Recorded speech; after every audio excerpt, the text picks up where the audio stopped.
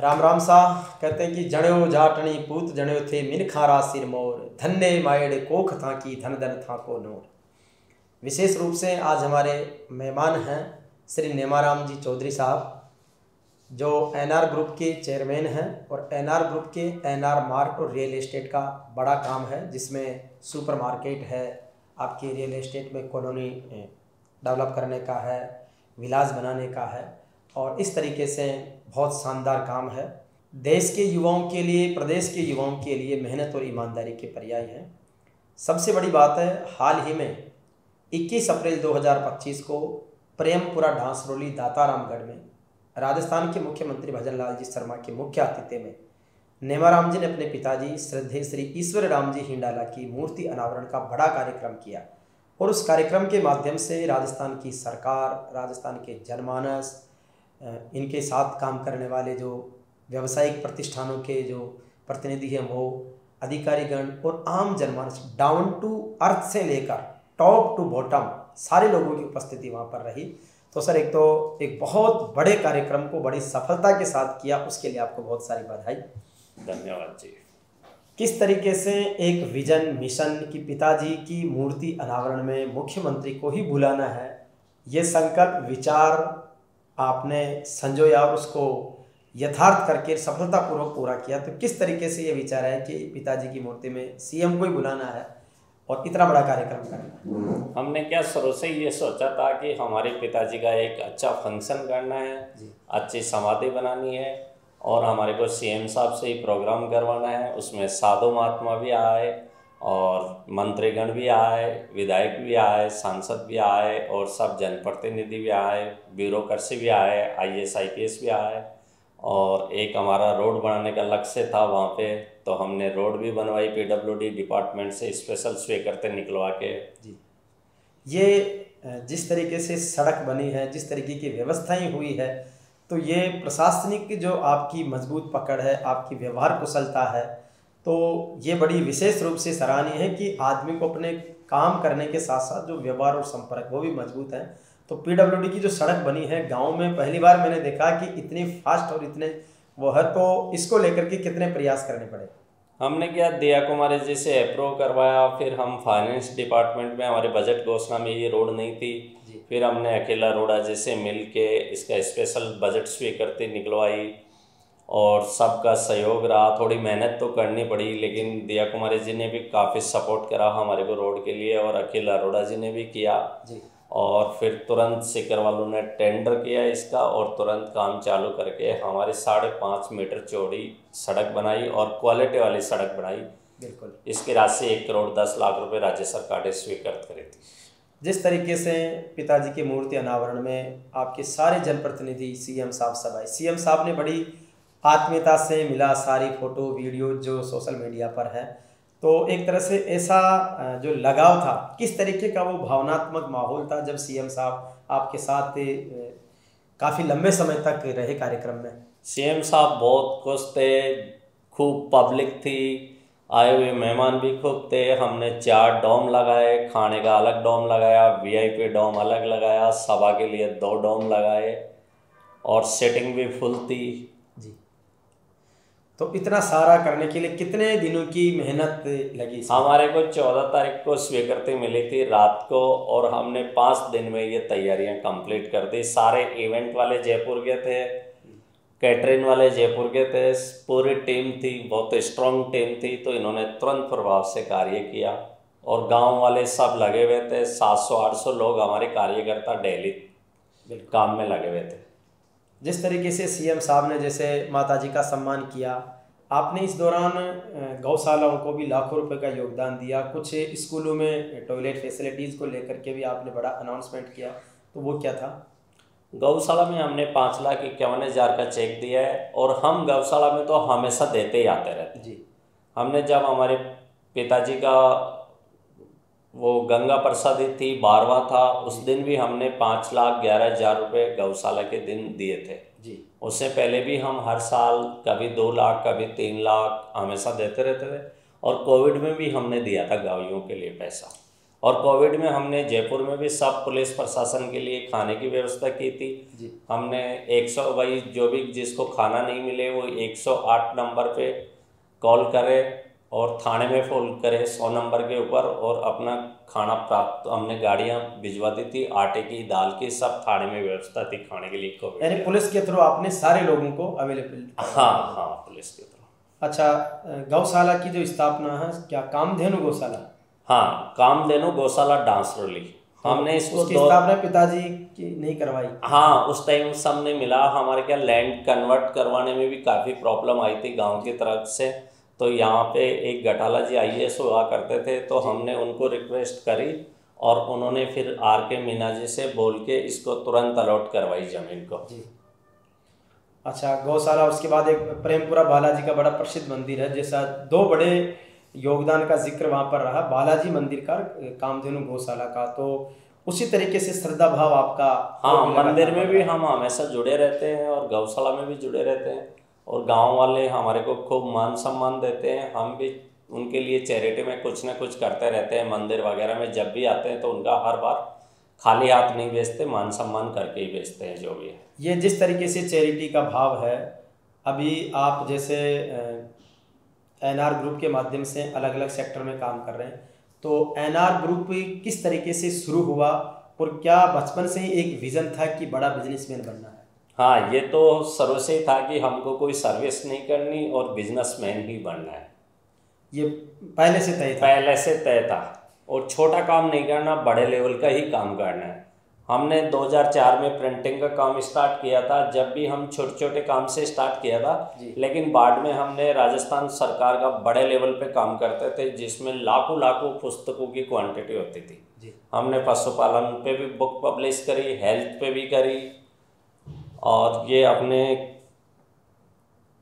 Medical department में काफ़ी काम किया हमने, कृषि विभाग में किया, डेयरी के अंदर काम किया हमने सब जगह। यानी और हमने वसुंधरा राजे जी के टाइम में मैगजीन भी पब्लिश करी।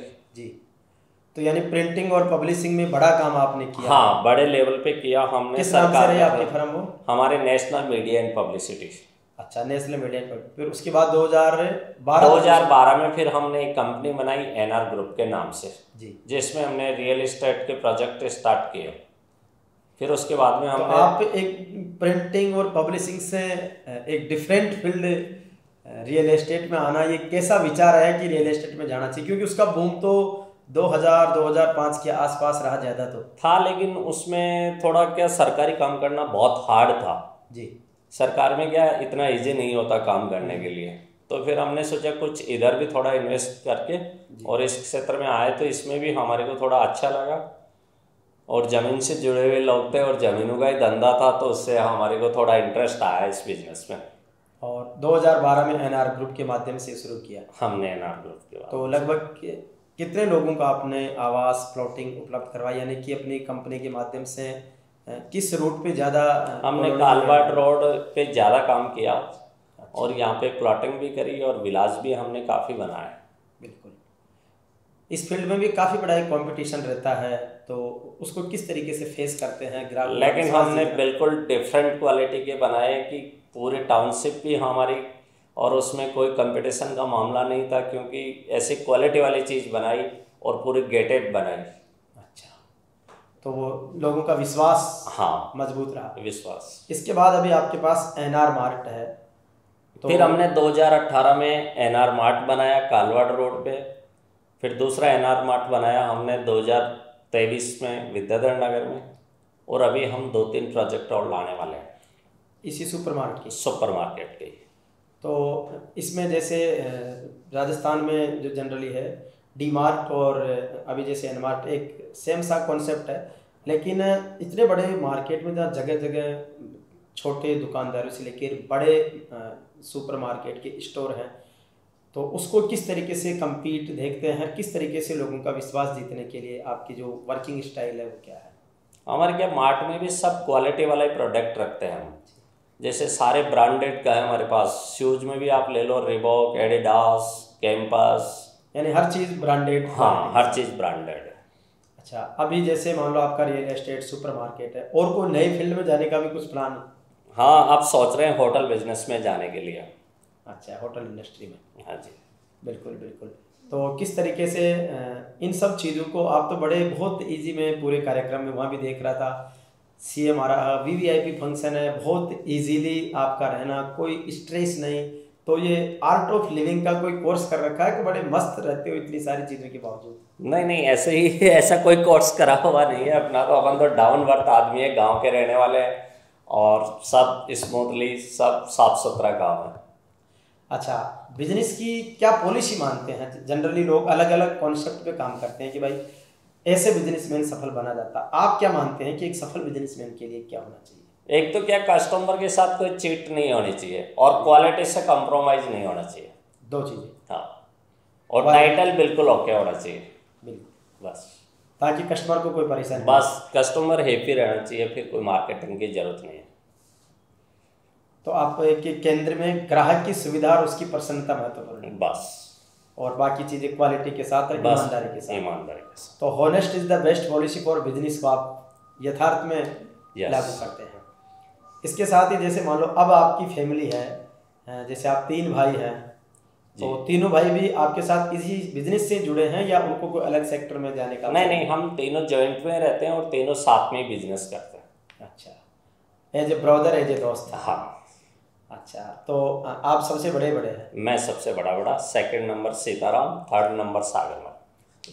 तीनों तो अपने सागरमल सुपरमार्केट का बिजनेस संभालता है, मेरा सेकंड वाला भाई है वो यही सेल डीड वगैरह है, फाइनेंस वगैरह का काम है, वो संभालता आप सबका सुपरविजन करते है। हाँ जी। बेटा भी आपका राहुल अभी एमबीए करके बिजनेस की, उसको भी थोड़ा थोड़ा बिजनेस करना सिखा रहे हैं भाई, 1-2 घंटे तो भी काम कर, गल्ले पे बैठ और कुछ सीख। बिल्कुल बिल्कुल।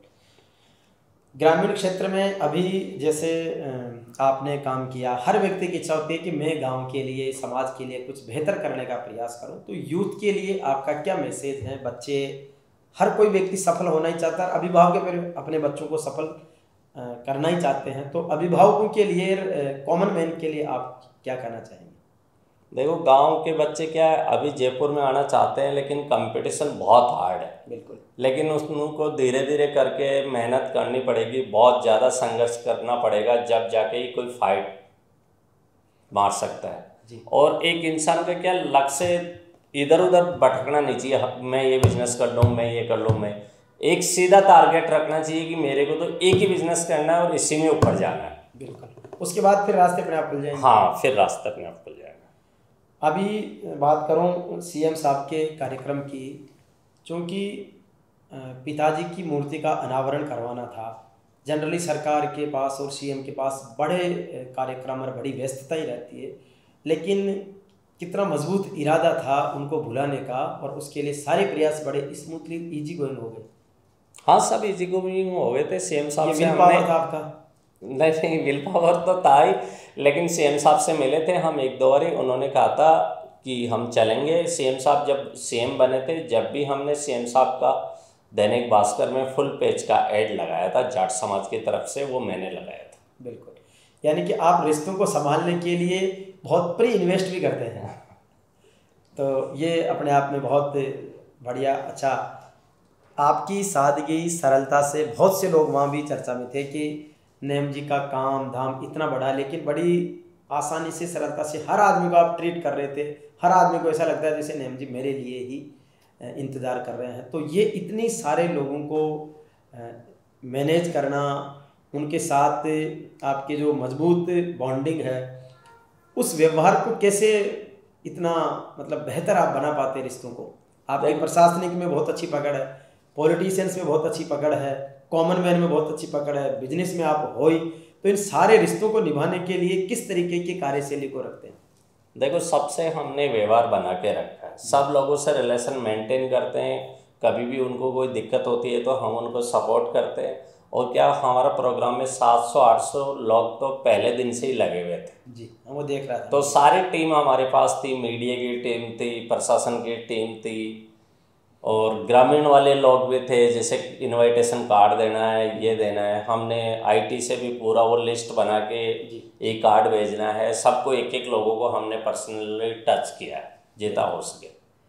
अब पारिवारिक, जैसे अभी तीनों भाई साथ काम करते हैं वर्तमान में, चाहे अपने जाट समाज की बात हो, चाहे कॉमन किसी भी समाज में हो, थोड़े परिवारों में एक बिखराव और रिश्तों में कड़वाहट आ रही है। क्या मानते हैं कि आप एक सफल बिजनेसमैन के साथ सफल फैमिली के लीडर भी हैं, तो जो समाज में या कॉमन मैन्स में एक बिखराव आ रहा है वो कैसे बॉन्डिंग में रहे कि फैमिली एकजुट रहेगी तो अच्छी प्रोग्रेस करेगी, तो उसके लिए कोई ट्रिक लोगों को बताओ। देखो, आपस में फैमिली में सबसे पहले तो विश्वास होना चाहिए सबके अंदर जी। और सब भाइयों को आपको साथ लेके चलना पड़ेगा। ऐसे नहीं कि मैं अकेला ही बिजनेस कर लूँ, मेरे छोटे भाई को छोड़ दो, ये छोड़ दो, वो नहीं होता जी। सबको साथ लेके चलना पड़ेगा, रिश्तेदारों को, सबको।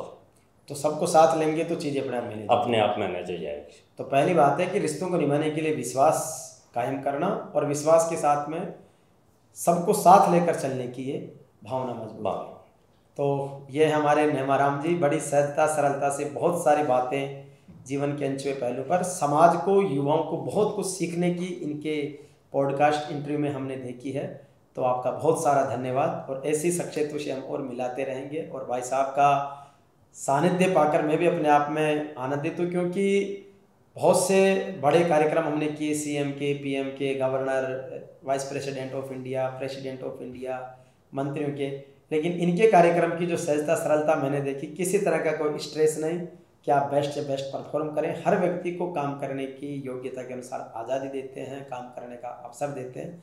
तो आपको बारंबार प्रणाम, बहुत सारी बधाई और आपका बहुत नमस्कार। थैंक यू सर, धन्यवाद।